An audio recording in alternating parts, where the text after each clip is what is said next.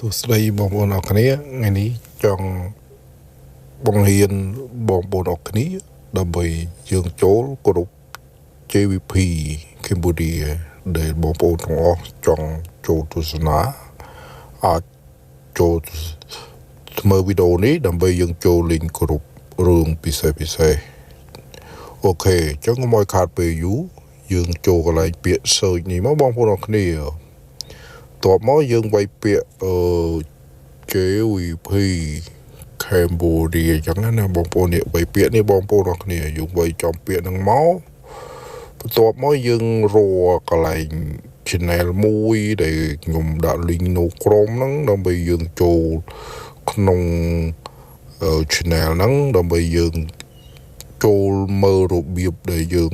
ចូលក្នុងក្រុមហ្នឹងបានអូខេអញ្ចឹងយើងឃើញនេះរូបមេអំបៅនេះដាក់ឈ្មោះអញ្ចឹងបងប្អូនមុនទៅចូលអាហ្នឹងបងប្អូនចុចចំលេខហ្នឹងមួយមកបងប្អូនអរគ្នា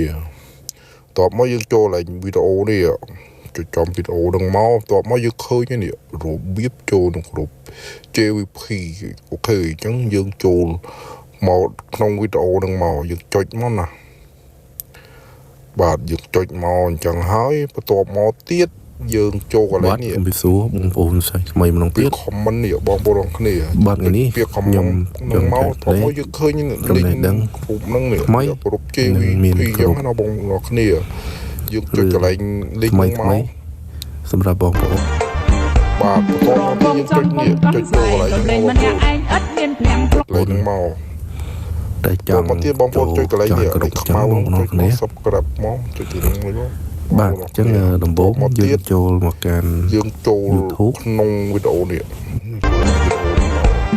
រំវងចំពុំកំសែងរំលេងម្នាក់ឯងឥតមានភ្លាំងព្រាត់បងហើយនឹងរវីក្រវាត់វានឹងមានលីងមួយទៀតលីងមួយទៀតបងប្អូនចុចចំលេងម្នាក់ឯងឥតមានភ្លាំងព្រាត់បងហើយនឹងរវីក្រវាត់ទៅបងប្អូននឹងអាចចូលក្នុងក្រុមបានហើយកំសែងរំលេងម្នាក់ឯងឥតមានភ្លាំងព្រាត់បងហើយនឹងរវីក្រវាត់រំវងចំពុំកំសែងរំលេងម្នាក់ឯងឥតមានភ្លាំងព្រាត់បងហើយនឹងរវីក្រវាត់រំវងចំពុំកំសែងរំលេងម្នាក់ឯងឥតមានភ្លាំងព្រាត់បងហើយនឹងរវី